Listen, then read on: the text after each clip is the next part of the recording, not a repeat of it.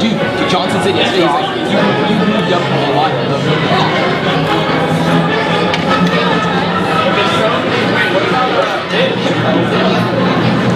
It's just low ball playing terrible.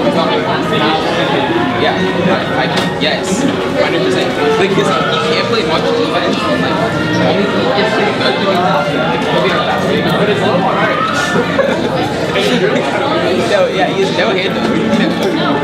Like, in his pulls,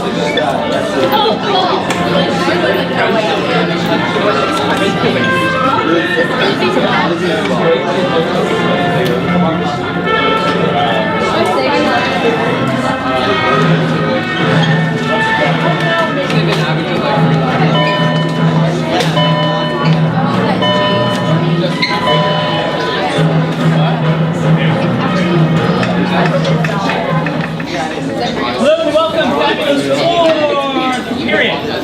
It's not brand. So, warm up today is it's a little bit complex, but don't make it over complex. What I'd like you to do is look at the question, come up with a very quick practice thesis, okay? And then this is the part that that's the most important part. Is use one of your application skills. Comparison and contrast, change over time, cause and effect, time periodization. Okay?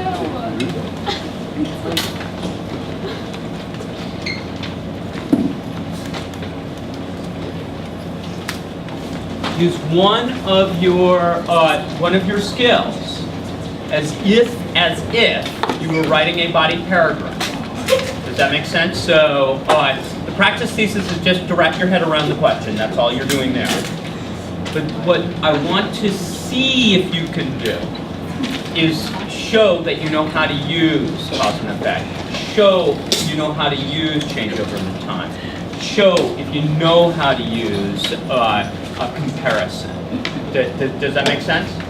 So you're just basically practice writing a body paragraph using one of those skills. Got it? Does that make sense?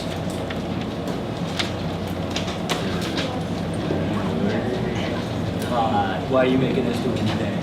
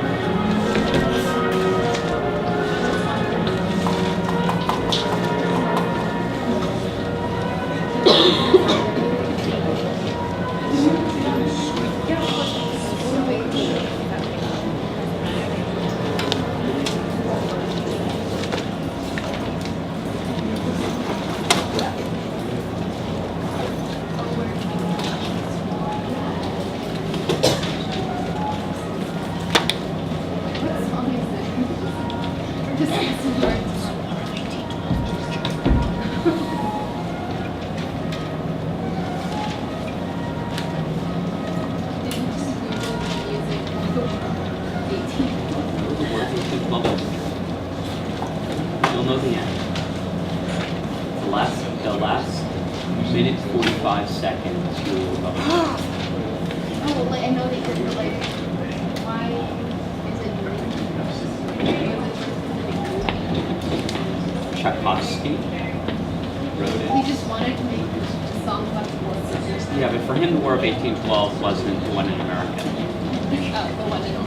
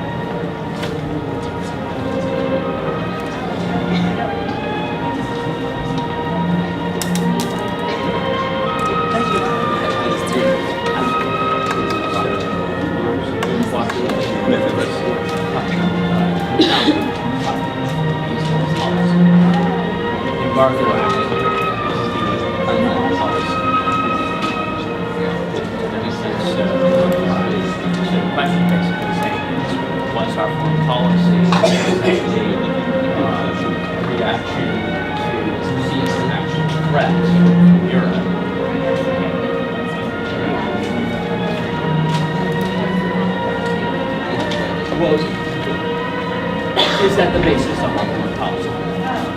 It was. Is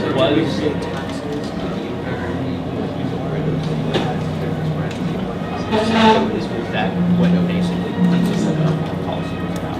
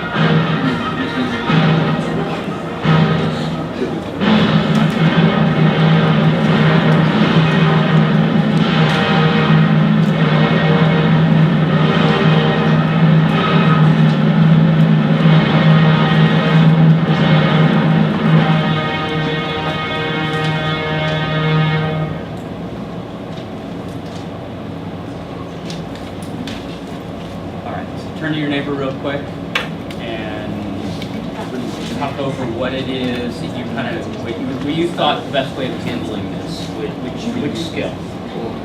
Change over time, comparison, cause and effect.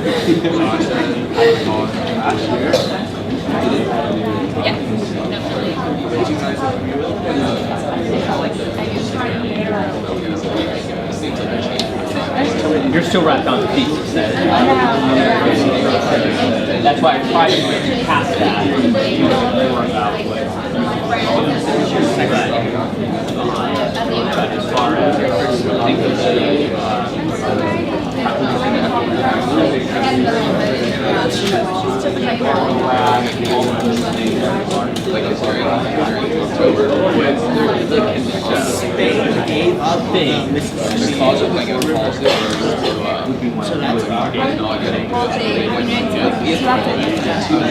that would be probably carry like a 16, 17 game roster. No, it's not. how would you argue? I don't really remember that. Yeah, but that's all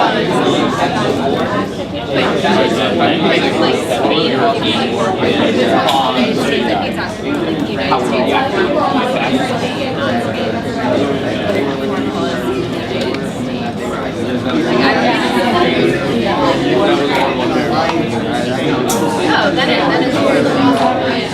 It's basically like giving them Not the all red one. All right.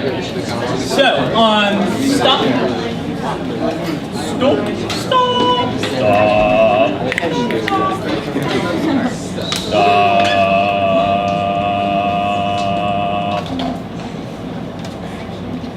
All right. So, question here was basically, is it Europe? Did Europe basically almost force our foreign policy upon us by having what was it? What would Europe be doing that we would be reacting to? What would be the things that they're referring to that impressment would be a thing that was happening because of the European war that we were reacting to. So what and what were some of our reactions? What were some things we did? Yeah. The embargo act. Okay, so they impress, we embargo. So if you were to write this, who would basically go with a thesis that would kind of lead to agreement here? I mean, sometimes you write what's easiest, and I think that would be the easiest thing to write. It is basically defending this thesis. And how would you do it? Would you do it cause and effect? How would you do it? What would be another way to support that? Besides what? The embargo act and impressment. Well, you also have the neutrality proclamation, and today we're going to be learning a couple other things before we eventually get to war. But for the neutrality proclamation, nobody was threatening the U.S. Wasn't it just like the French Revolution? What would That was the neutrality act. so? It didn't matter if it was Britain or France. It was the French Revolution. It was the War of the French Revolution.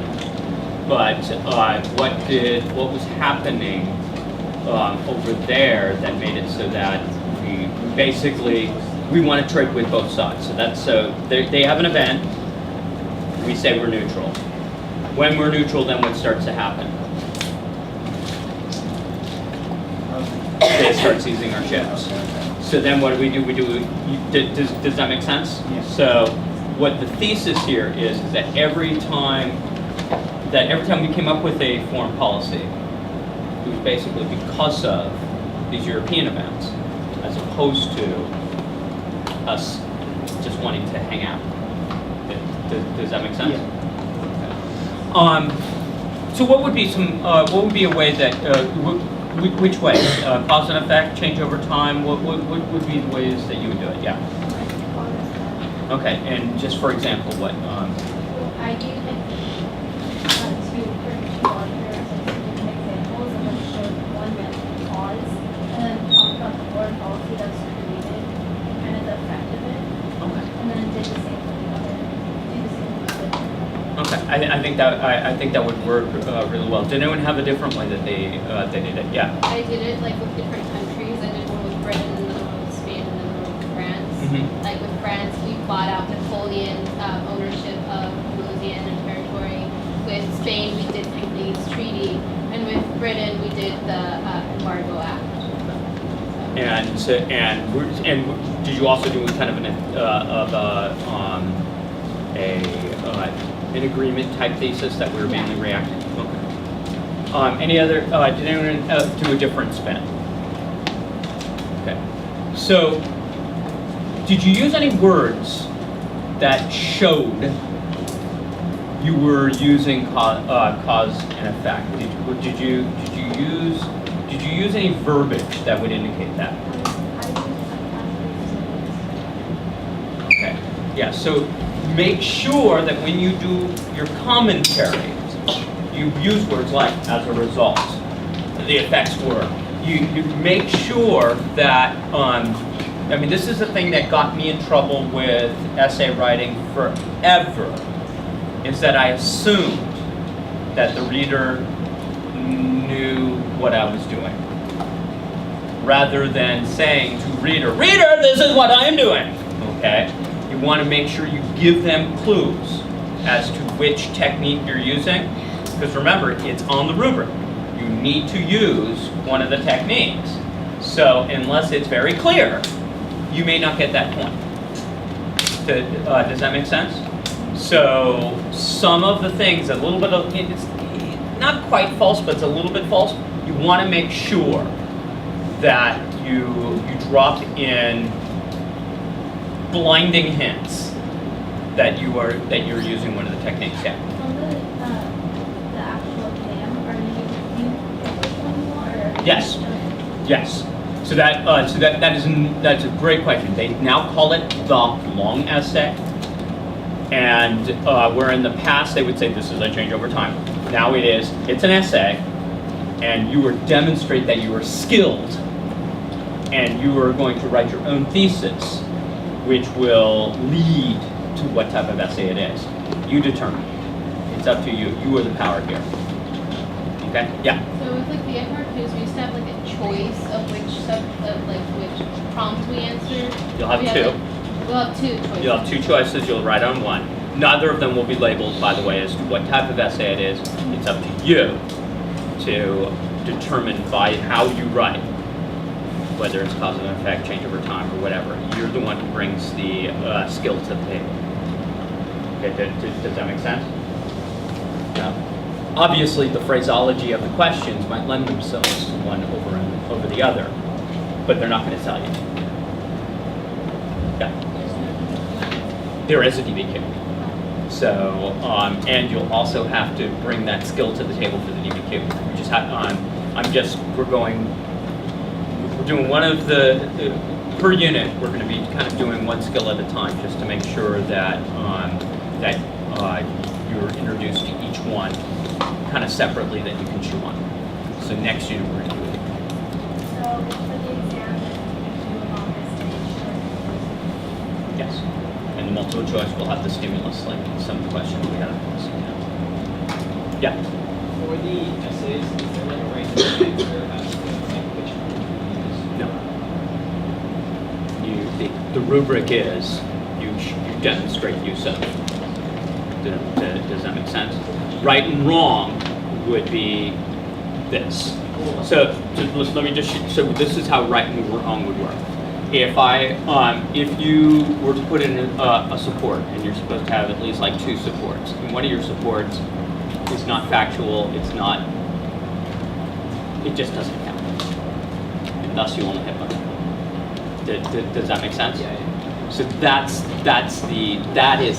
so right versus wrong isn't quite there. It's positive grading. It's only did you do a change over time, or did you use one of the skills? Check the box. Did you do the support? Check the box. Does that make sense? Right. Okay. And then So for each essay, would you be allowed to like use the same type of? Yes. It's however your thesis demands it. It is completely up to you.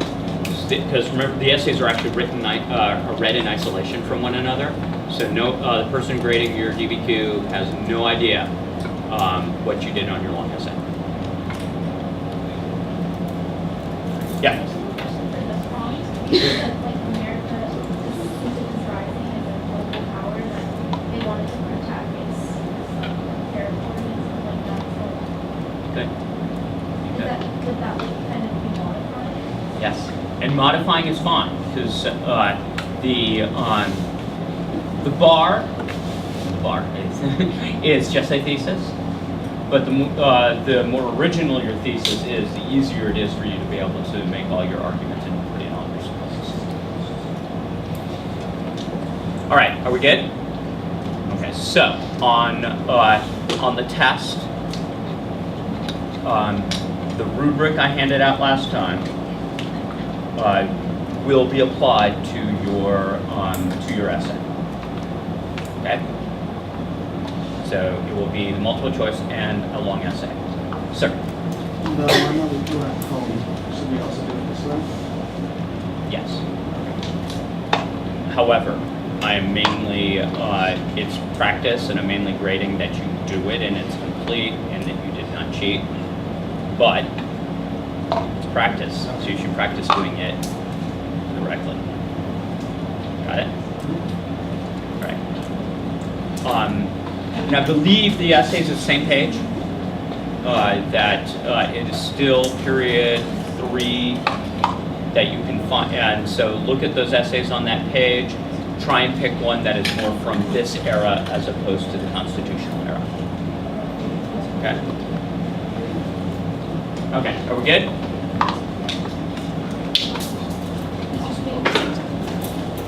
Okay, so what was the last thing we talked about? I think every class stopped in a different place, so it has left me terribly confused, which I hate being.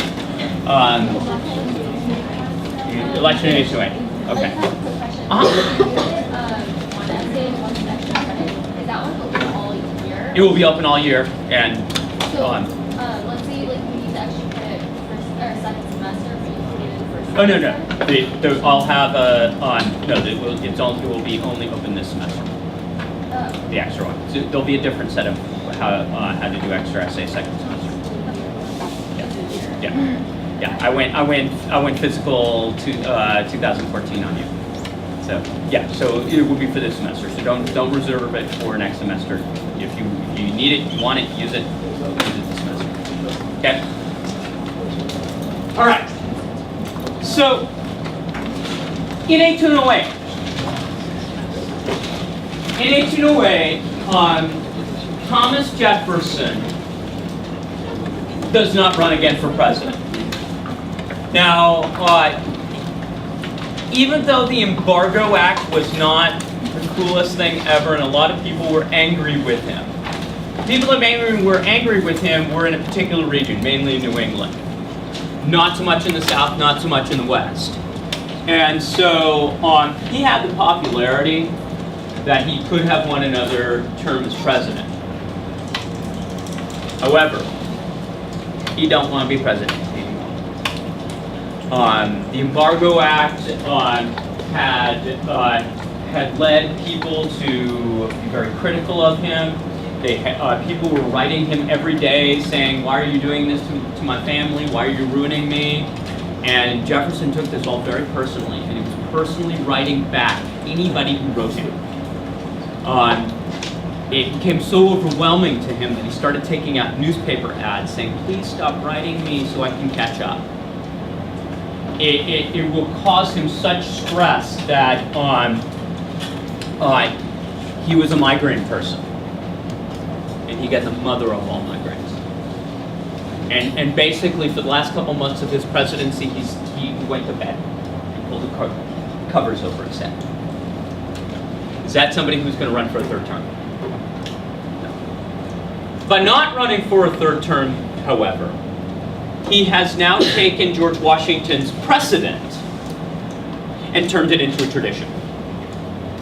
Okay, so George Washington doing it all by himself, okay, is great. But unless somebody else does it, it's not a tradition. So Jefferson turns the precedent into a tradition. A tradition is followed until FDR. Jefferson will then endorse his Secretary of State, James Madison, for the presidency. And Madison will defeat the current vice president, a guy by the name of George Clinton, and a Federalist by the name of Charles Pinckney to win the election of 1808. So your third president, James Madison. James Madison has to now deal with that problem that had already been in existence under Thomas Jefferson, that Britain and France were fighting, and that the effect of that on the United States is that Britain is seizing our ships and impressing our sailors. The French are seizing our ships. And so it's Madison who has to try and craft a policy to deal with this issue. Well, on the last day of Jefferson's presidency, they repealed the Embargo Act. It was kind of yeah, blank you, Thomas Jefferson. And so what Madison is going to come up with is a new policy that is the somewhat sillily named Non-Intercourse Act. The problem with this law is that we are going to no longer trade with just Britain and France, but we could trade with anybody else. You can't enforce it. Once a ship goes out to the high seas, where can it go? Pretty much anywhere. And so where were they going? There were oftentimes American ships were going to go trade with the French, and then when the American ships went to trade with the French, what did the British do? They seized the cargoes and took the sailors. Oftentimes American ships would go trade with British, and then what did the French ships do? Seize the ships. And so we are right back where we started. The United States in a position feeling that they could not fight, but to do nothing is to basically just to submit to the will of these European empires. Yeah? What is the Expires. Okay? And so this Non-Intercourse Act will expire in 1810.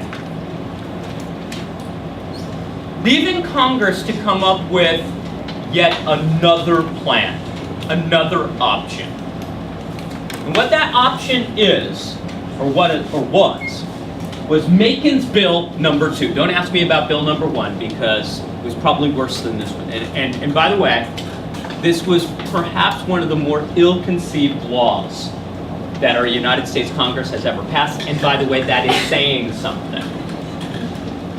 So, the Macon Bill, what it did is it said to Britain and France, we are no longer embargoing, we are now trading. We are trading with everybody. But the idea that we have the right to trade with anybody we want, and that we are a neutral nation and we should be able to do that unobstructed, this is so important to us that we will give a prize to whatever country says to us, you can trade with whomever you want. Okay? So we are begging, please Britain, recognize our right to trade with whomever we want. Please France, recognize our right to trade with whomever we want. Well, to get this statement, the prize has got to be pretty good, doesn't it? That's what the prize was. Whoever says we can trade with whomever we want, we'll stop trading with the other. So now, I know that sounds, well, wait. So this is how it will play out. Britain, you don't want us to trade with France, but if Britain, you say we can trade with France, we'll stop trading with France. France, you don't want us trading with Britain. But if you say, yes, you can trade with Britain, we won't trade with Britain.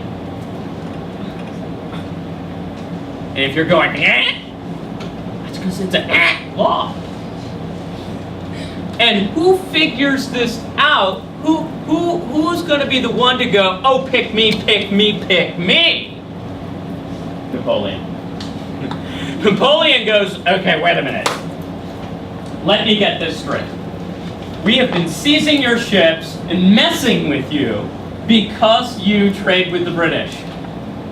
But if I say, you can trade with the British, you'll voluntarily stop trading with the British? Sign me up. I'm your guy. Yes, America, trade, trade, trade all you want with Britain. Okay, so now what you gonna tell me? We won't trade with Britain? Okay. Can you all say, oops? Oops. We had been hoping that it was going to be Britain that said this. Who was the country that was the bigger threat and the bigger trade partner? Britain was. And what we were hoping is that this bill would give us kind of a little bit of cover, that we were still neutral, but the only reason we weren't neutral is because you don't recognize us as being neutral. But who did we do that to? We did it to Britain. And so we now go to Britain, we're not trading with you, we're all going to trade with your enemy. So what do you think Britain's going to do to us now? Are they going to go, oh, that's nice, or are they just basically redouble their efforts to seize our ships and take our sailors? They're going to redouble. It's going to be this law has exactly the opposite effect we were looking for. It hurls us even more into a conflict, a possible conflict with Britain. So, oops.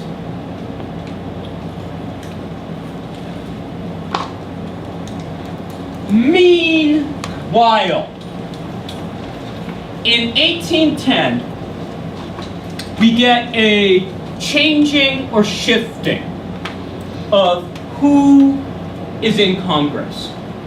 It was a generational shift, This happens every now and again. Up until 1810, the main people that had been elected to Congress were what we would call the Revolutionary War generation. The Revolutionary War generation, well, they knew something. They knew war. They had endured an 8-year-long war against England. Many of them even remember the 7 Years' War. And so, if you're someone who knows war, how do you feel about war? You don't like it. And so this Revolutionary War generation had a tendency to, when war was possible, oh no, we don't want that. The problem with this generation is that they had raised their kids. And when they talked to their kids, what stories did they tell them? How awesome we are. Do you read Bunker Hill? Bunker Hill. Yorktown. Saratoga! Yes! And so this upcoming generation raised on stories of, we whooped them at Bunker Hill. Yet the actions of that generation are, oh, we don't want war. No, no war, please. They called these people submission men. Submit! Just do whatever Britain says! Well, the older generation retires, and the young kids now are in power. And how are they feeling about submitting to the British? Not no. Hell.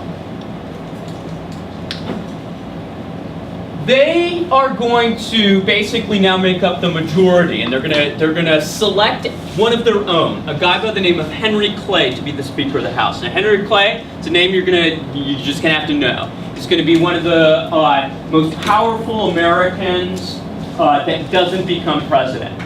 I call him America's biggest loser because he will run officially 3 times. He will twice more try and run for president of the United States. He will never win. He once said he'd rather be right than president. Well, he must have been right because he was never president. Anyway, these people we refer to by the very apt name. We call them the War Hawks. These people want to defend American rights. When the British try and seize our ships, no! When the British try and press our sailors, no! Okay, we're gonna fight back.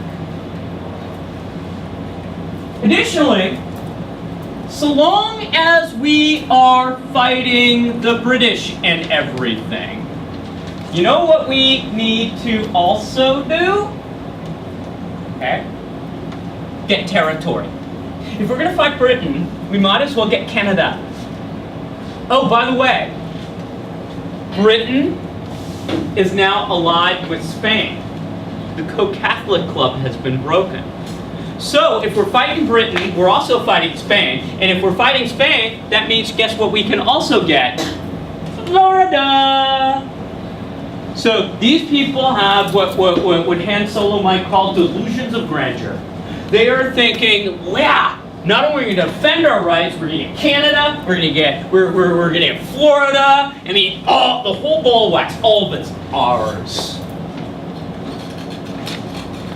The third thing about the War Hawks is they also kind of had a certain attitude about the West. They believed that when the Treaty of Paris of 1783 was signed, it very clearly said that this territory was the territory of the United States. It didn't say it was the territory of the Miami, or the Mohawks, the Iroquois, or the Huron. It said United States on that map. And so therefore, if it's American territory, it is American territory. And so this group is going to be very, very aggressive in its attitudes of basically seizing and actually utilizing all that land for the United States. So one more time, defend American rights, get Canada, Florida, well, that'd be nice too, and yeah, push the Indians off their land, off our land. Got it?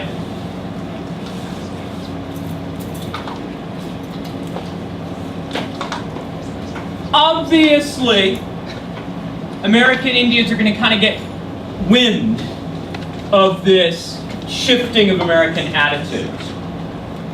And you're going to see evidence that American Indians have started to take steps to kind of defend the West from American encroachment. There were two Shawnee brothers who their names were Tecumseh and Tenskwatawa. Tecumseh and Tenskwatawa. What these two brothers are going to do is they are going to forge a new confederacy of American Indians. The idea is this. The old Iroquois Confederacy had been fairly powerful because it had united groups, several different American Indian nations, into one big thing. And as one big thing, they were powerful. As individual nations, not so powerful, but grouped together, they were. Well, the Iroquois nation had basically collapsed at the end of the American Revolution. And basically what Tecumseh and Tenskwatawa are going to do is they're going to try to revitalize, bring back a confederation. Now these brothers, they had complementary skills. One brother was the warrior, leader, organizer, Tecumseh. The other brother was, I have a vision. This is what I see. I see this land once again under the control of American Indians. Having a vision, people start to refer to him as the prophet. So many books will simply say Tecumseh and the prophet. So it's Tecumseh and Tenskwatawa, but many people simply refer to Tenskwatawa as the prophet. In this confederacy, what Tecumseh and Tenskwatawa will do is they're basically going to invite various nations to join. And when they join, they basically say you got to follow two main ideas. One, you cannot recognize the United States or the whites as owners of land. Okay? You know, if you do it their way, I mean, this is the way the Americans think of land. You get a piece of paper, mine, and then you build a fence. Okay? It's the paper and fencification of America. I get a little piece of paper that says mine, and then I put a fence around it showing it's mine. Okay, that's what we do. Well, what Tecumseh and Tenskwatawa would say, that's not a proper view of land. Proper view of land is that it's not owned. You can't own. Okay? You use. You breathe in air, you use air. You drink water, you use water. You till the soil, you use the soil. You don't own it. The second concept that they tried to push upon all of the members of the Confederacy were stop selling one another out. What people had a tendency to do is they fell into this trap that the Americans would kind of pull on them. And what this trap would be is that you take one American Indian nation, the Tatum people, and you would say, "Oh, Tatum people, we recognize you as fabulously powerful, great warriors, and therefore, given that you control all of this room, we will give you all of this stuff if you will simply sign this treaty, giving it to us. And since it's not really your land, you go, stuff, cool, and you sign the paper. Then the United States has its piece of paper because they believe in paper and fences. And so they then go, okay, y'all have to move because I have paper. But Tecumseh and Tenskwatawa says, stop selling your neighbors out. That's so not cool. What you need to do is, if we want to give any land, we may not want to, but if we do, we all should agree. We should all agree if any land is to be given away. In other words, pick us off one by one. We're weak.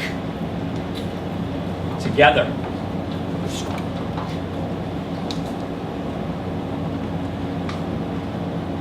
So Tenskwatawa and Tecumseh start bringing this confederation together. They basically now, in effect, control much of the area north of Kentucky.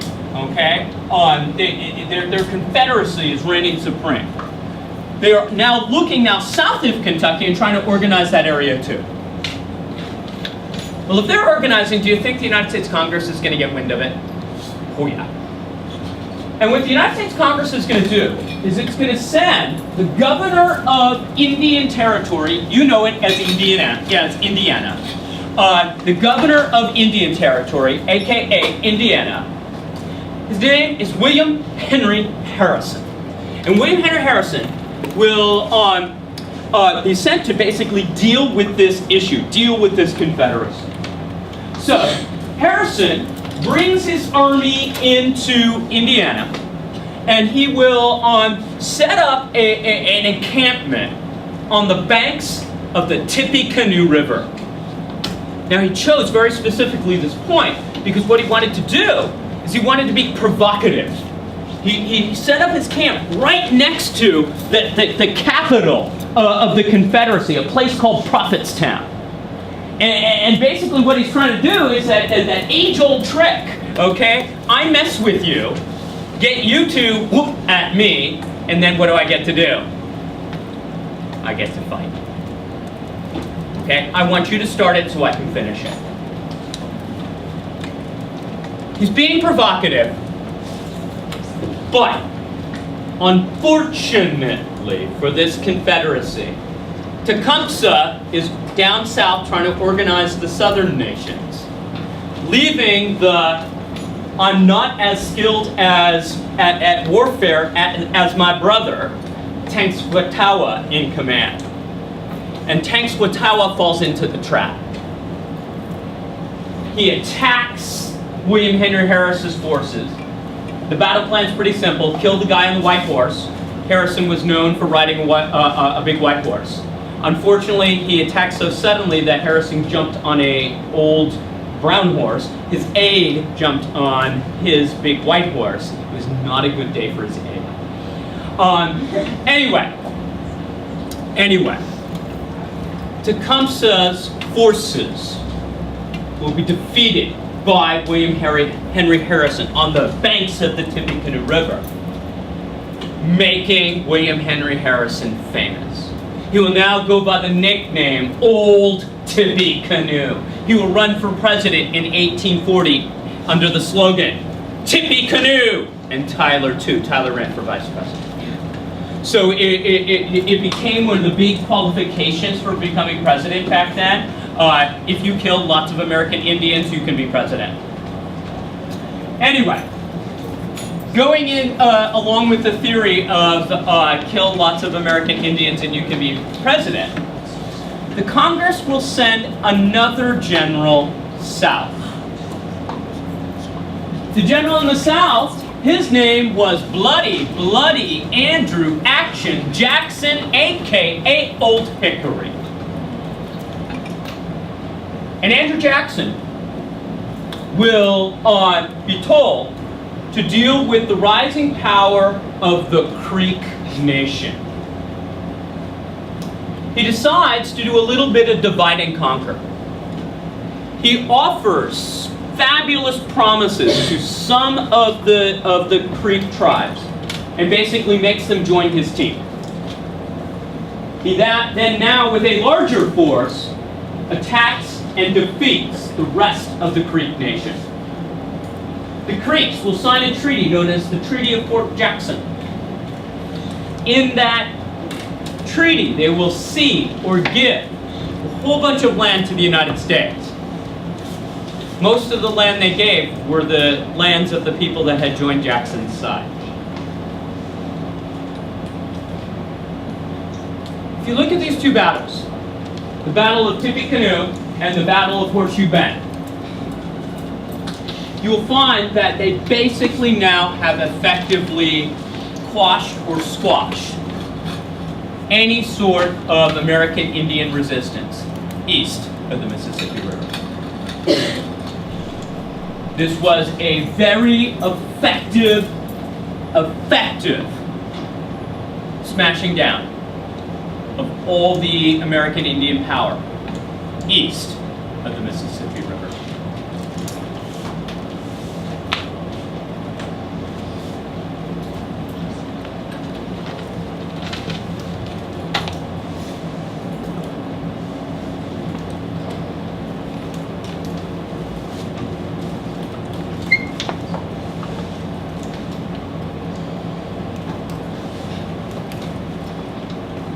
All right. What I want you to do right now, a little bit of synthesis. I want you to explain the importance of this Indian War, okay, the victories for the government of the United States. Now, the synthesis part of it is think back to what we talked about last time. Okay, one of the big topics of last time had something to do with Western lands. Take that idea and see what happened at Tippecanoe and Horseshoe Bend. And you should kind of have an idea of what happened here. Okay, what happened here. All right. So I want you to take about a minute and a half and try and explain the importance of the Indian War victories to the government of the United States.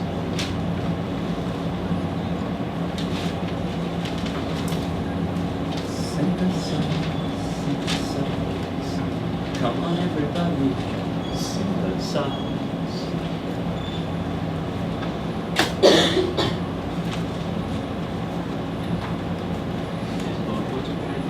Bullet points is fine.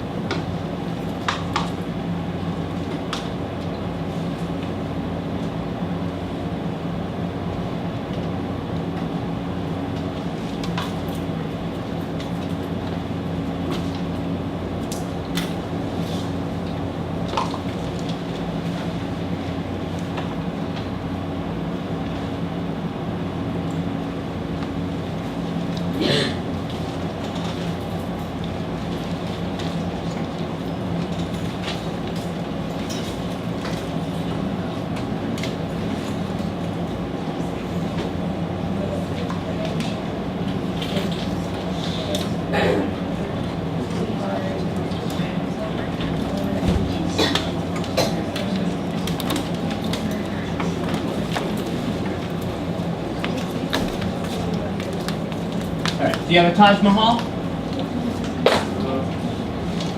Yeah? Find yourself a Taj Mahal and explain to them the importance of the Indian War victories to the government of the United States. Taj Mahal be someone that isn't someone that you have written down, somebody new.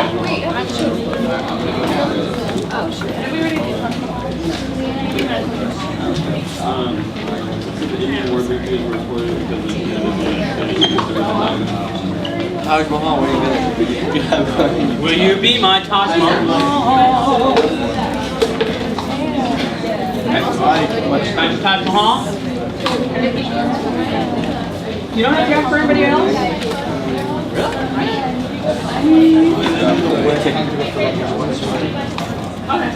Gave them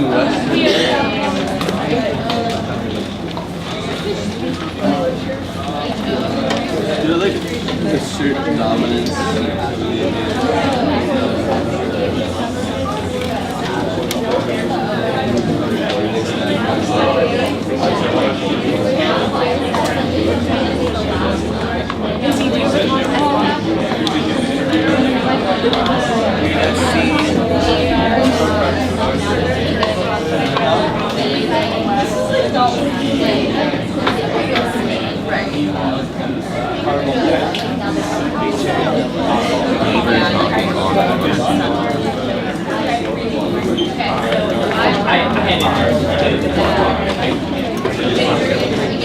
Johan, you have the right idea.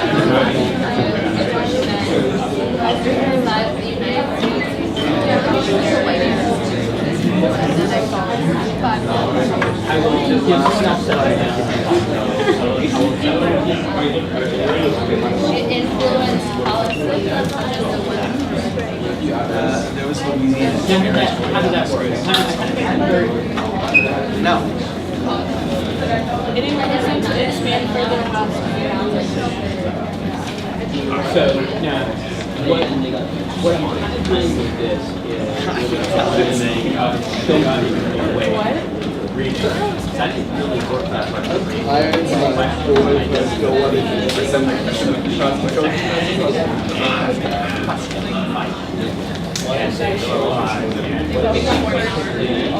one of the things they say about reading is actually doing that passively when in your brain. So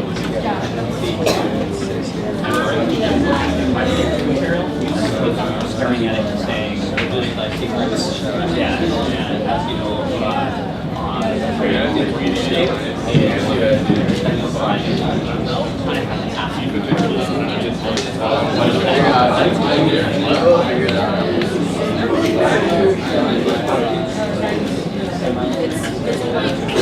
almost everything else I'm covering is very well.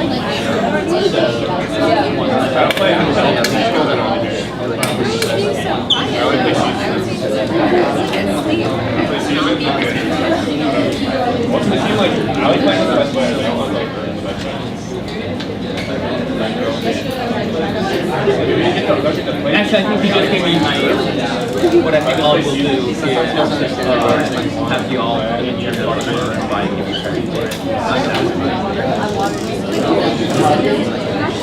I had it do the way I had envisioned that it was going to be is that you turn it into one, but apparently it didn't work.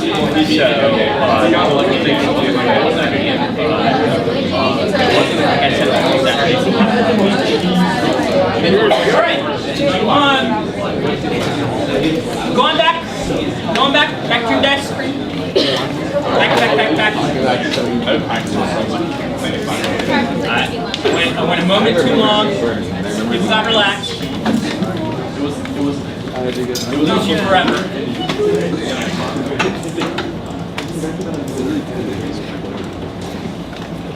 All right, so what am I going after here? When I said for you to think back to last time, why? What am I after?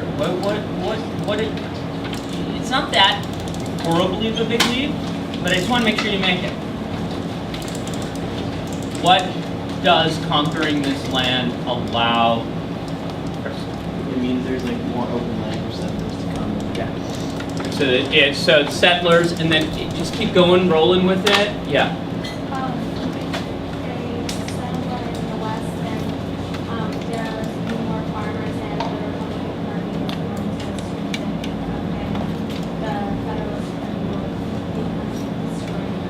Okay, so definitely more farmers, more power for the Republicans. Yeah, on that farmer thing, remember that entire commercial placement of the United States as a power? Well, this is why that's going to be able to happen, by having that land. So this is how the United States, in effect, gets that land, so that they can turn it into farmland for wheat in the north. And then this Treaty of Fort Jackson makes it so that you would have that land available in Alabama and Tennessee for the cotton farming in the South. Yeah.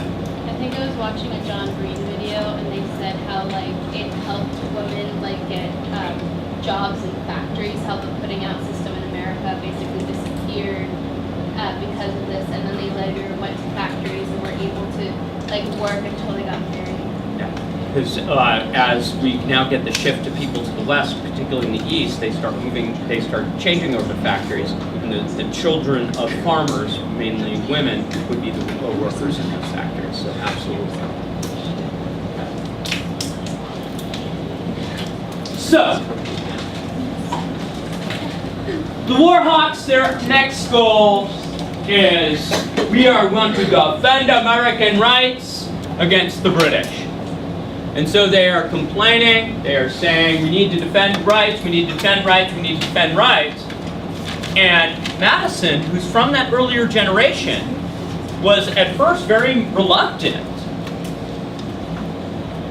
But eventually, if your party, your own party, is demanding, what are you basically probably going to end up doing? You're going to end up fighting.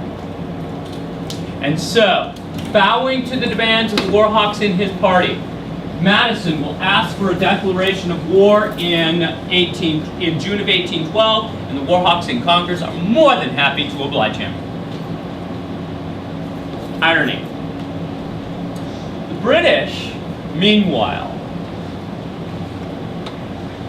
had repealed the authorization of their ships to seize American ships and impress sailors. Over in their parliament, they were going, well, maybe we should stop taking all of those American boats. Yes, let's stop that now. And so they repeal what was known as the Orders in Council. They put that we're okay, we won't take your boats anymore. They put that message on a ship, it comes sailing to the United States. Meanwhile, in our Congress, war! And we put that on a boat, and it goes sailing to England.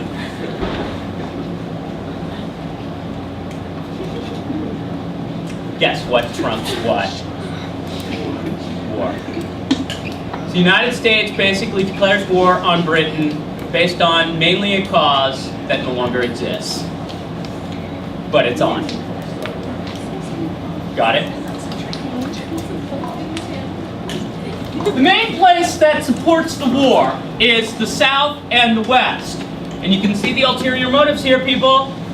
Why do they really want to go to war? Do they really want to go to war because they care about New England sailors being taken off boats? Is that really what they're interested in? Or do they want Canada? Okay. The South and the West, they want land. The main people who are opposed to the war is New England. You know the place where all of those sailors are from? The place where all of those ships are from that the British are taking?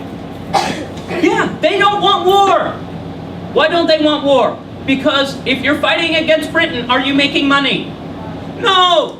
Do they not like... They love making money! They don't want to go to war.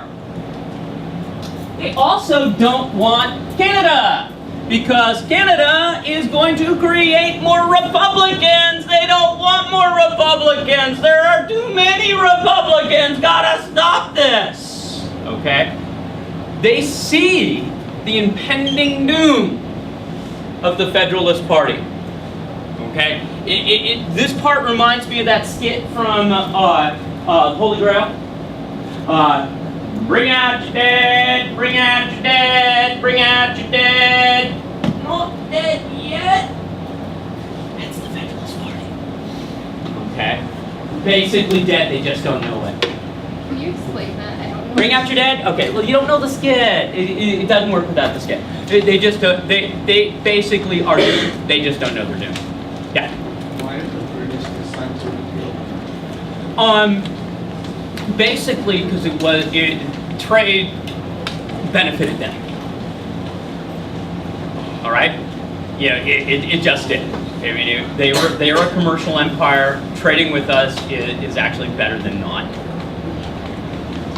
So then the embargo act kind of worked? Interestingly, had we just waited. Got it?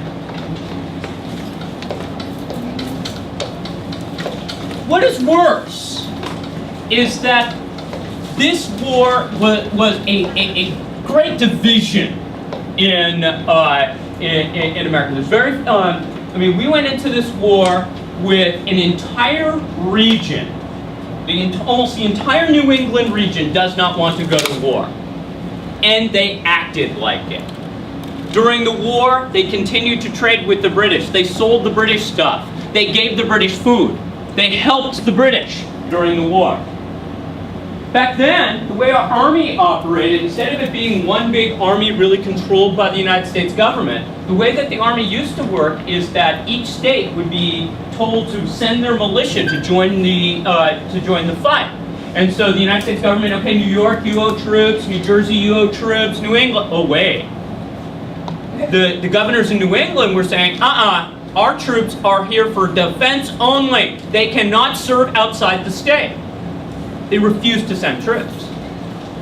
They said it was for defense, but were they actually being attacked? So they were completely disloyal during the war.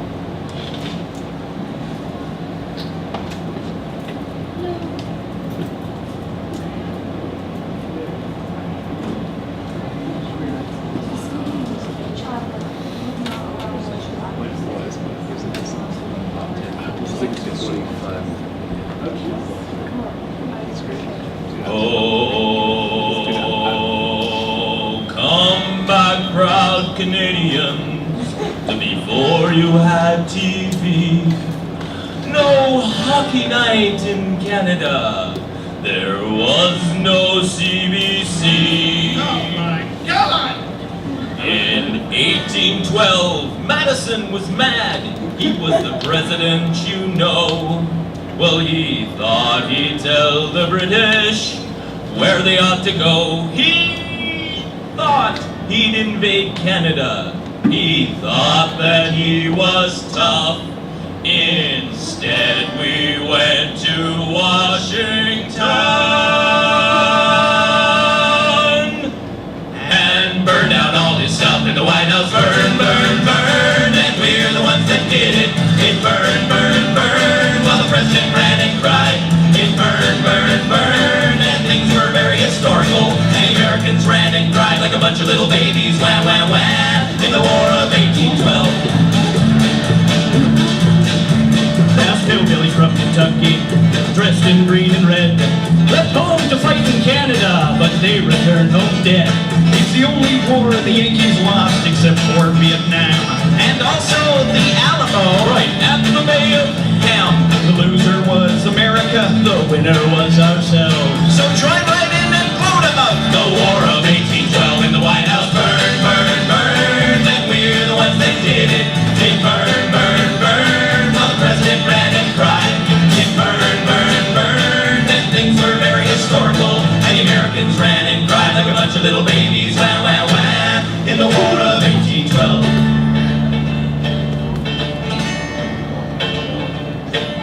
In 1812, we were just sitting around, minding our own business, putting crops into the ground. We heard the soldiers coming and we didn't like that sound. So we took a boat to Washington and burned it to the ground. Oh, we fired our guns, but the Yankees kept it coming. There wasn't quite as many as there was a while ago. We fired once more and the Yankees started running down the Mississippi to the Gulf of Mexico. Whoa, whoa, whoa, whoa. They ran through the snow when they ran through the forest. They ran through the bushes where the beavers wouldn't go. They ran so fast they forgot to take their culture back to America and Gulf and Mexico. Whoa, whoa. So, if you go to Washington, its buildings clean and nice. Bring a pack of matches and we'll burn the White House twice in the White House. Burn, burn, burn, but the Americans won't admit it. They burn, burn, burn, they burn and burn and burn. It burn, burn, burn, now that made them mad. And the Americans ran and cried like a bunch of little babies. Wham, wham, wham.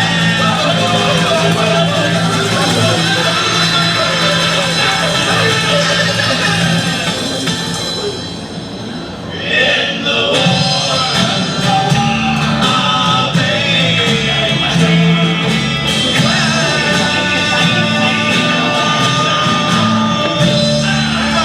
1812.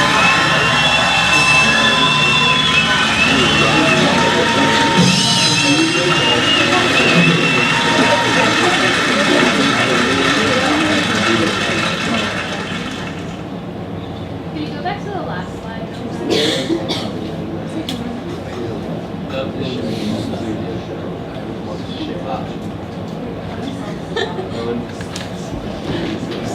So, the war was kind of a stalemate.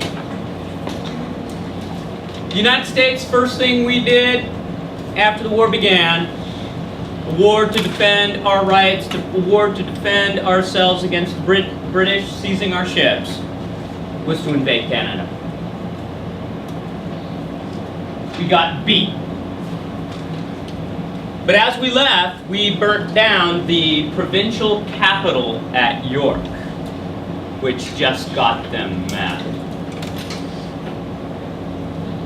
The British then tried to take over the Great Lakes. They wanted to create an American Indian buffer state. They had allied themselves with Tecumseh, and they were basically trying to make up for the Treaty of Paris of 1783, in which they had abandoned American Indians and created a special zone for American Indians there. But an American commodore by the name of Oliver Hazard Perry will defeat them on the Great Lakes. So that didn't happen. Next, they are going to send an army and attack Washington, D.C., and yes, indeed, they did burn down the president's house. They then tried to take Baltimore. And you all know what happened at Baltimore. You don't? You know what happened at Baltimore. You do? Rachel, you know what happened at Baltimore. Yes, you do. All right, I'll give you some hints. Okay, so at Baltimore, there were these bombs that burst in the air. And there were these rockets that had a really cool red glare. Oh, the song, our national anthem. And so what was the most important thing that happened at Baltimore in the morning? What happened in the morning? Our flag was still there. Woo!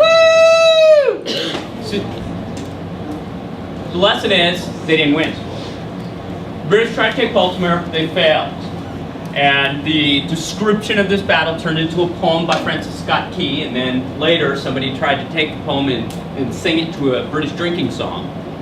And that morphing of British drinking songs and War of 1812 poetry has become our national anthem. Okay. Anyway, British had failed to basically do what they wanted to do. They are not establishing this Indian buffer state. They are not making any progress. Well, we turned out to be fairly annoying on one major point. Like in the American Revolution, we had authorized American merchant ships to seize British cargo ships, their merchant ships. We had basically created, once again, state-sponsored pirates, you vasty, scurvy dogs. And they will take 1,350 British ships. So much shipping damage that the British insurance company, Lloyd's of London, will refuse to insure any more shipping cargo, so long as this was the American policy. So this means now, if you send your ship out to sea and the Americans take it, how much money do you get? Nothing. And British merchants, how do they feel about making nothing? Big, giant merchant tears down their face. So the British are then going to try and invade from the south.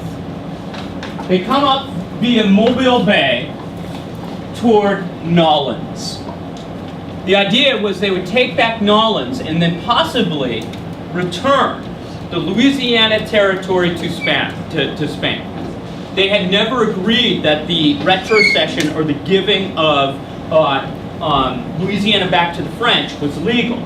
So therefore, if it wasn't legal for Spain to give Louisiana territory back to France, then it's certainly not legal for the United States to own it. So they believed that if they took it, they could basically return it. So, the United States is going to send Bloody Andrew Action Jackson, a.k.a. Old Hickory, to defend Nolens. But when he arrives, half his army is sick. He needs to build it up. So he goes into town and he convinces all the people in town to basically give up their slaves to help in his army. he goes down to the port, he goes to all the Navy ships, and he says, all you are useless on your ships. You need to come and defend the city. He then goes out into the swamps, and he meets with the actual pirates of the Caribbean. And he says to the pirates of the Caribbean, do you really want the British around here patrolling things?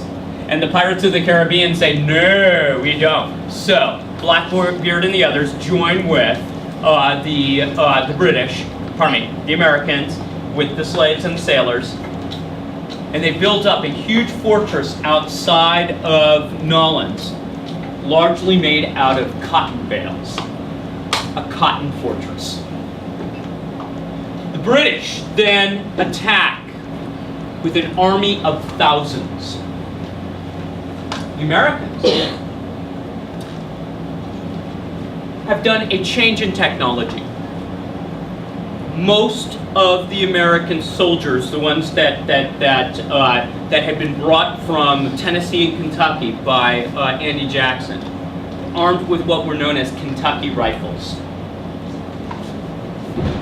No longer muskets. Muskets can't hit anything. Rifles. Okay. The British attacked the American position. The Americans opened fire, and they laid waste to the British Army. After a number of assaults, 2 or 3, the fog is going to kind of lift up off of the battlefield, and the Americans are going to kind of see what they had done.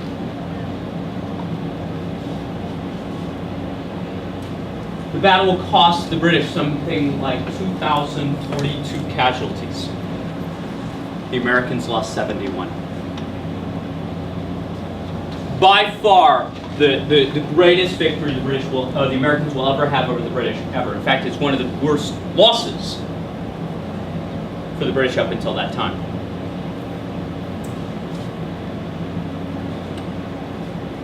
Ironically, the war was already over when the battle was fought. Because you see, this was in January of 1850, but on Christmas Eve of 1814, in Ghent, Belgium, the United States and Great Britain had signed a treaty ending the war. They had then put the treaty on a boat and sent it to America. Meanwhile, the British attack Nolens and they get thumped at the Battle of Nolens.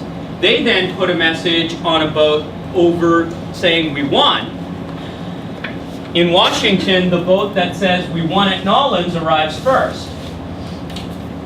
Then the boat with the treaty. So think about it.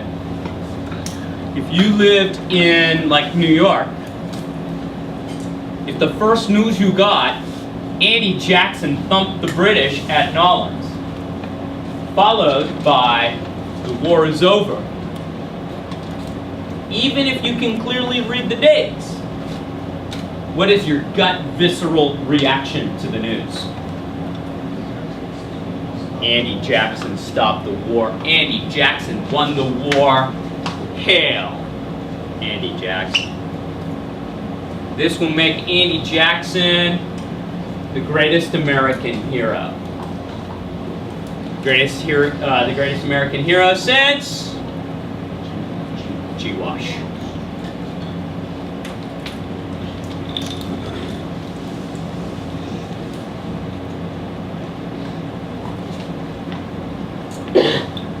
The treaty had been delayed. One of the reasons why the British had not signed earlier was they were trying to create an American Indian buffer state. They had been allied with Tecumseh. They were trying not to sell out Tecumseh like they had sold out the Iroquois Confederacy in the American Revolution. But because of Oliver Hazard Perry, this is not to be.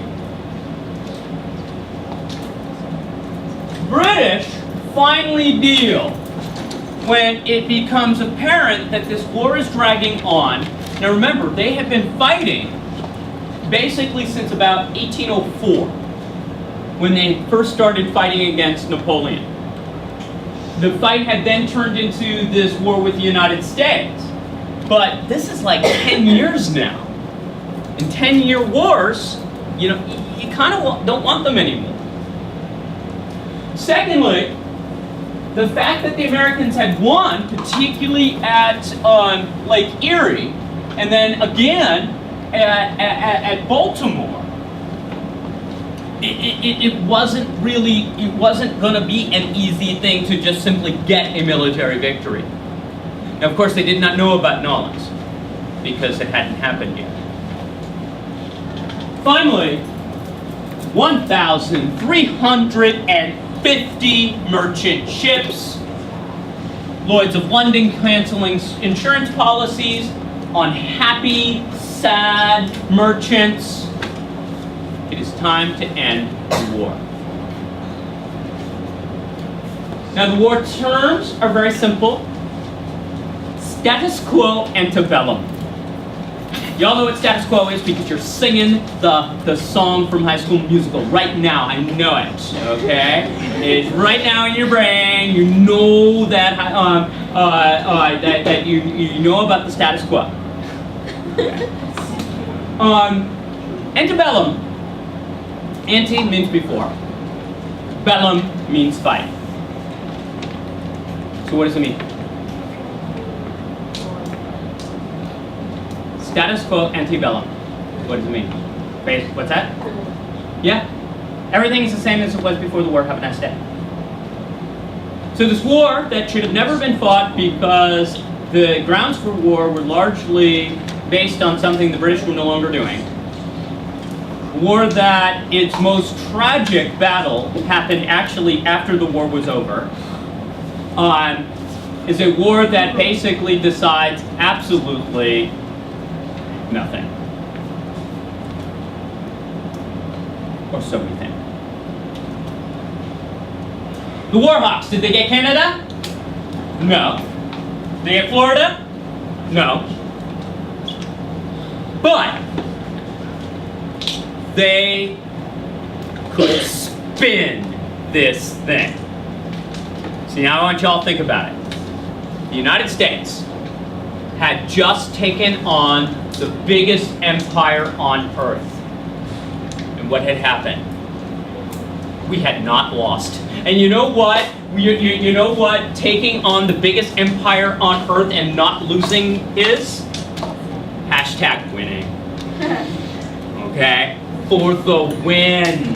Okay? We took on the greatest empire on earth and didn't lose. And we have done it twice. That's right, this is the second war for independence. Still independent after all these years. USA, USA, USA. And I do that on purpose because what do you think there is going to be an upsurge in after the war?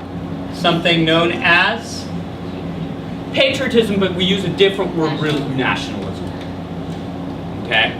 A huge upsurge of nationalism at this point.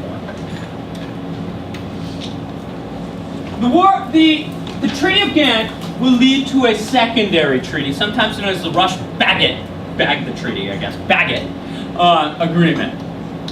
And what this second agreement does is the United States and Great Britain decide to play nice as far as the Great Lakes is concerned.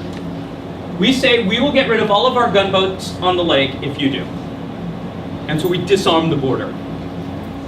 This will create the longest unarmed border in the world.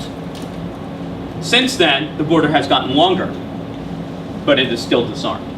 So it is still the largest disarmed border in the world. Got it? Yes?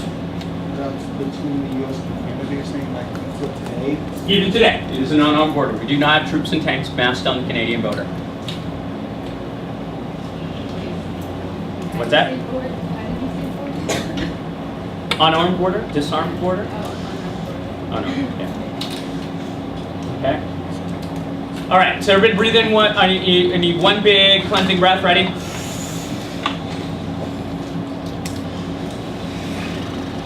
Okay, we got to do one more thing before we do kind of a chewing type of bring it together thing. So can we hang on one more thing? One more item put into your mental box. No, I know, it's tough, it's hot, yuck, bad, Mr. Game, we don't like this idea. Well, we're gonna do it. Okay. All right. One last thing before I give you a moment to kind of think about it. By the way, that's where the Treaty of Ghent was signed. The fact that I found a picture where the Treaty of Ghent was signed made me put a slide that this is where the Treaty of Ghent was signed. Okay? Okay. So, last thing. While the treaty is being signed, the Federalists in New England are angry. Angry. Why are we at war? We don't want to be at war. This is no. We don't want to be at war. So we're angry, okay? And we're gonna have we're angry about the war meeting. It happens in Hartford, Connecticut. And when they get there, a whole bunch of people are saying, you know, we gotta leave this country. This is horrible. Let's secede. Let's create a new place. Boo, USA. Well, they calmed the people who wanted to secede down. But they decide they gotta make everybody know that something's awry, something's wrong in the United States. That this Republican domination of all the Republicans all the time, having all the power, we can't do this anymore. We gotta do something to protect the rights of the minority. Those poor Federalists, we need to have something to help them. So what they proposed were 3 changes to the Constitution. 3 changes which were in effect meant to give the minority, the Federalists, power. What they would do is make it a 2/3 majority necessary to declare war. In other words, the South and the West wanted to go to war, right? The Northeast didn't. But if it had been a 2/3 majority, the Northeast could have prevented the United States from going to war. Secondly, they wanted to make it a 2/3 majority in order to admit new states. Now, why on earth do they want a 2/3 majority to prevent the admitting of new states? Why? Why? Yeah. Because the states are being like out in the West, and the West is where So no more Republican states, we're sick of them. No more. So if it takes a 2/3 majority, we're going to prevent them from coming in to prevent the Republicans from getting more states. Finally, they wanted a 2/3 majority to call an embargo because they think they could have prevented an embargo if there had been a 2/3 majority to have an embargo. So in effect, they wanted to rule or at least have control via the minority. That it would take, in order for embargoes, new states, war, a 2/3 majority in Congress, which is kind of hard to get. We can't even get majorities anymore.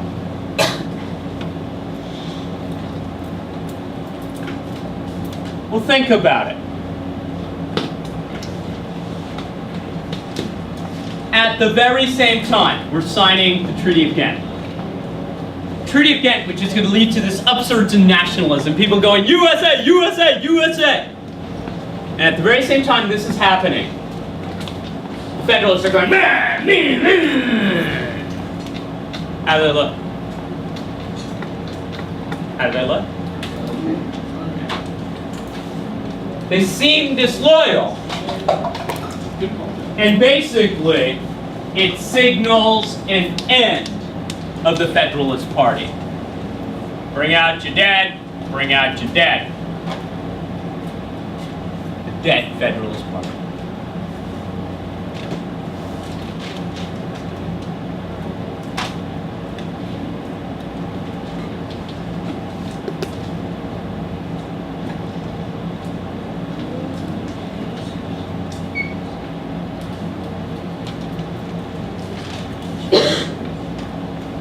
All right.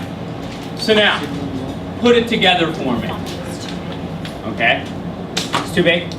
Oh, no, I didn't know you first. It's all right. All right. So what I want you to do right now is just basically put it together. If you take the Hartford Convention and you take the Treaty of Gann, okay, you kind of couple them together. How does that spell doom, doom, doom? The Federalists. How does that spell doom, doom, doom?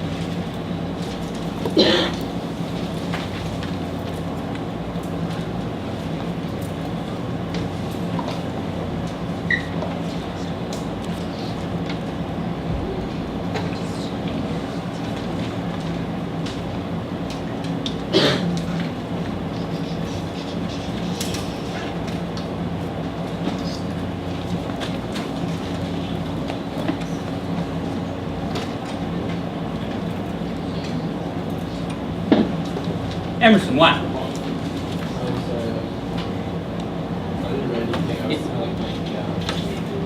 By putting you on the spot, did you figure it out?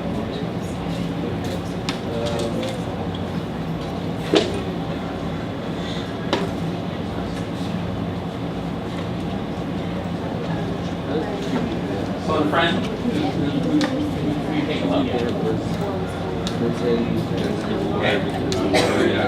All right, next, correct. Good. All right, Nick?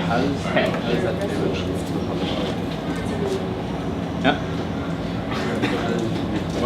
So, well, you can say it out to all of us. Oh, okay. Like the treaty, they had like the war, and they won. Like America finally beat the British, like by like a really substantial victory, and that like I don't know, I had a lot of pride for America after that. Because it, like finally beat like the British by like a lot. Right. So it trampled the British, and like obviously the Britain is like a world-renowned like superpower. So like Union is kind of like a huge deal. And then like the Federalists, since they like were against the war, they like the majority of America was like for it, and like they weren't, like they were the minority, and that like everyone was like Federalists. Yeah. So that's Pretty much. So basically what happens is the Federalist Party becomes almost impossible to run as Federalists. If you're gonna say, oh yeah, I want to run for office, you have the F next to your name, people go, oh damn. So the legacy of the Federalist Party is that it was a party with lots of talent. We credit these people with stabilizing the United States after the American Revolution. Under the Articles of Confederation, messy, messy, messy, messy, messy. But between George Washington and Alexander Hamilton, it's stable. A guy by the name of Henry Adams. Now, Henry Adams is the grandson of John Adams, or great-grandson of John Adams, and grandson of John Quincy Adams. He decided to do something far more noble than becoming president, like his ancestors. He decided to become a historian. And as a historian, he's going to write about the Federalists, and how he's going to describe them is he's going to say that the Federalists were a halfway house between the European past and the American future. In other words, when the Federalists were come into power, is America at that time what it's going to be? Is it the democracy that it would become? No. But is it European? Is it the king? Is it that stuff? Either. No. They're the transition team. They're the ones that helped get us from there to there. Hugely important role. However, they lost power because they were unwilling to ask the people basically to support them. Their view was that the best people should rule, and it should happen kind of naturally. Assume we're in charge, because we are so brilliant and all that, right? But they don't turn around and say, hey, you guys, we're brilliant, would you like us to be in charge? We just assume that we are. The Republicans, however, said, hey people, we'd like you to be part of this whole American thing. We'd like you to get educated, and then once you're educated, we would like to give you a vote. And as a vote, you get to choose. Now who are you going to choose? You're going to choose people who don't care and don't ask you? Are you going to choose people that are giving you the education and asking you? The Republican Party had a growth thing.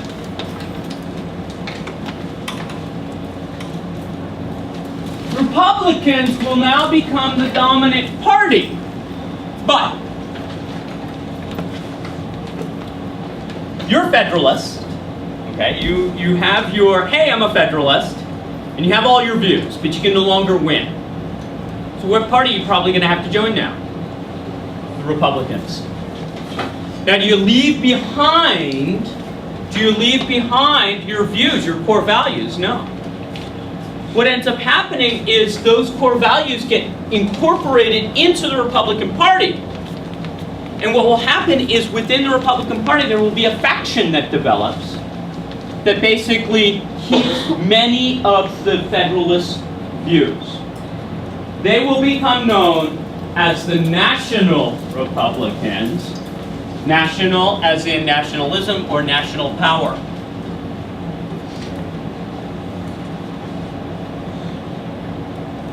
One last thing on legacy. One last thing on legacy.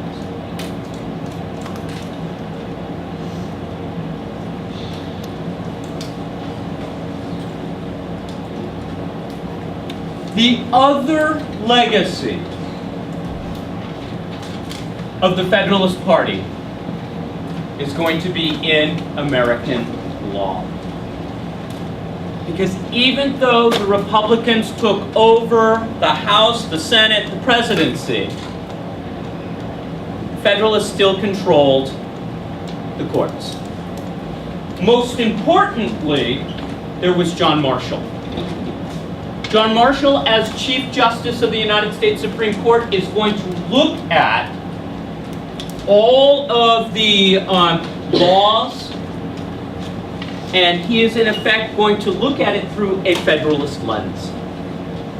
He is going to be looking at it from the idea that federal power should be supreme, and that the courts ought to have the last word. That is going to be his view. He is the one who is going to orchestrate that first big decision we talked about, Marbury versus Madison, and these three cases you should know. Okay. Know these three. McCulloch versus Maryland, Gibbons versus Ogden, and Fletcher versus Peck.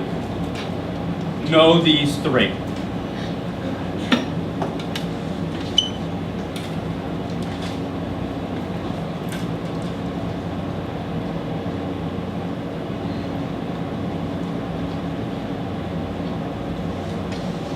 Quick synopsis. McCulloch versus Maryland had to do with the bank.